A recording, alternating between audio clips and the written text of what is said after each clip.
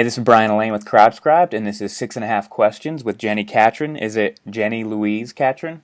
It's Jennifer Lynn Catron, actually. Lynn, okay, I had Yes, the first letter right. you did. Yeah, you Uh, did. Jenny is the executive director at Crosspoint Church in Nashville, the co-author of Just Lead with Sherry Surratt, and also the author of Clout, which releases in about a week from this recording in January 2014. Jenny, thanks for being here. Thanks so much, Brian. Excited to just have a couple of minutes of conversation with you. Absolutely. All right, question number one. We're recording this about a week before your book releases. What's Right. been the most surprising thing about the process for you so far? Hmm.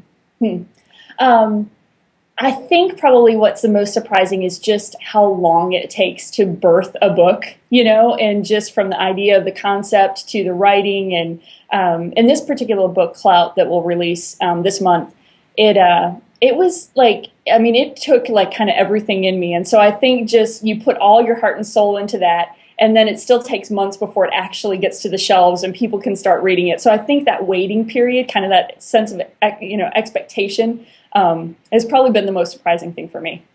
All right, question number two. I mentioned your first book, which you co-authored. I'm curious, for people out there who may consider co-authoring a book, what's some practical advice you can give them about doing that successfully? That's good. That's good. I would say, like your co-author, Sherry and I are great friends, and we joke that we're still friends after co-writing a book because you hear so many like horror stories of people who decided to co-write together because maybe they shared a same interest or they felt like one another's platforms could benefit each other. But I mean, you're kind of, it's very personal work to put your thoughts on paper. Yeah.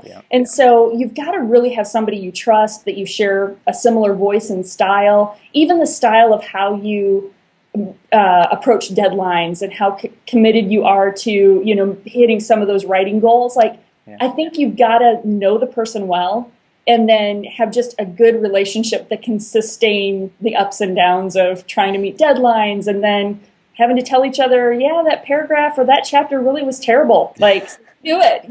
So Yeah. I would say, like the person that you're going to do this with and be willing to go through the good and the bad days together. Because like, I'm fortunate that she's so amazing. And it was a really, really great process for us. But I think it was because we were friends first. So. Yeah. All right, question number three.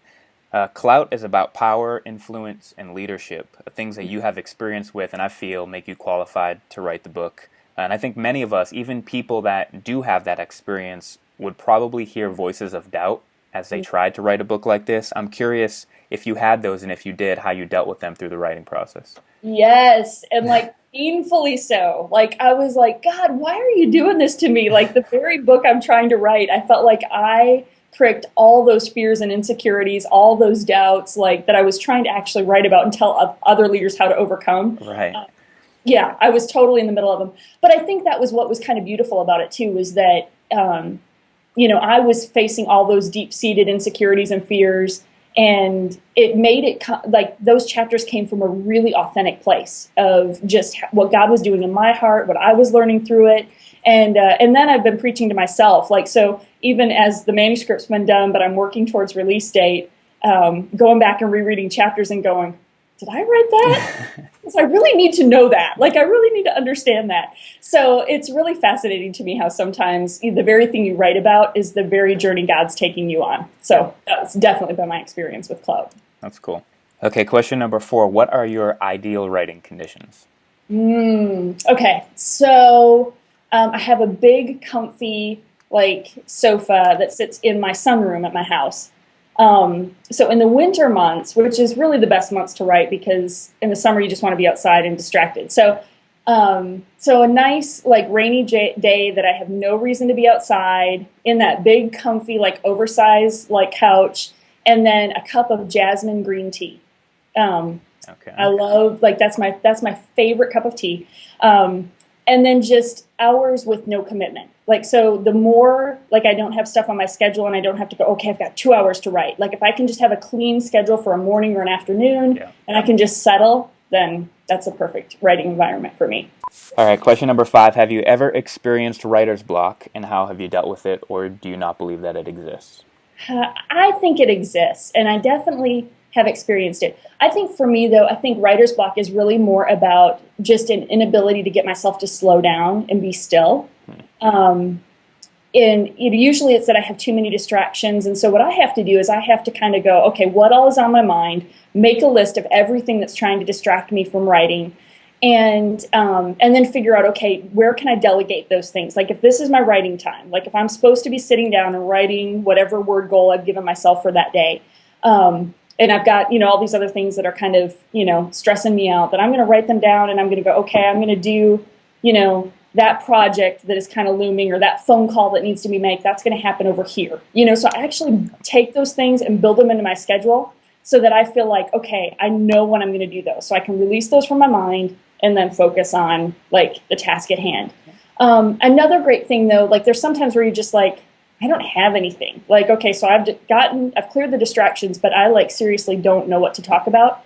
I've had a number of writer friends just say this, just write anything. Just keep writing. It doesn't matter if it doesn't make any sense. It doesn't matter if it just keep putting words on paper until you start to find something that you're connecting with. Yeah.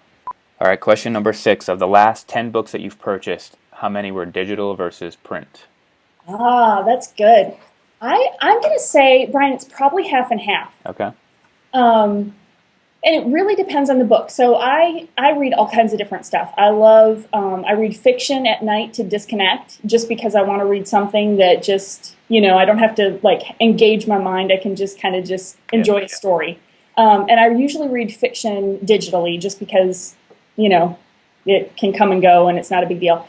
If it's a book that I want to study and I know I'm going to be highlighting, I'm going to be writing in the margins, like if it's something that maybe I'm going to lead my team through, a business principle or, something like that, then usually I want it physical, because then I can mark it, I can highlight it, I can flag it, and you can do that digitally, but just not quite to the same degree. Yeah. So it kind of depends on the book. Okay.